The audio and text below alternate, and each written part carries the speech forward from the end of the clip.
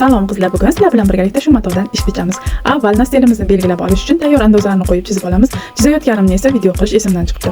Nastelni qayergacha taxlashimizni belgilab, taxlashni boshlaymiz. Qizlar, chiroyli va tekis qilib taxlash juda ham muhim.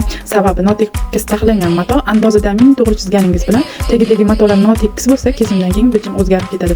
Tikish jarayonida qiyinchiliklar tug'diradi va pasatkalari chiroyli chiqmay qoladi. Aytgancha, matoni taxlab bo'lgunimcha necha marta stolning u yog'iga va bu yog'iga borib keldim.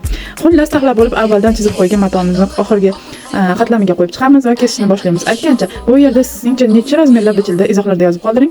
Bichim kesib hammasini joy-joyiga qo'ydik. Tikish uchun tikuvchi opalarimizga tayyorlab qo'ydik. Qiziq bo'lsa, tikuv jarayonlarini ham qo'yib boramiz. Bizga obuna bo'ling, qo'llab-quvvatlang. Qo'llab-quvvatlaganlar uchun alohida minnatdorchiligimni bildiraman.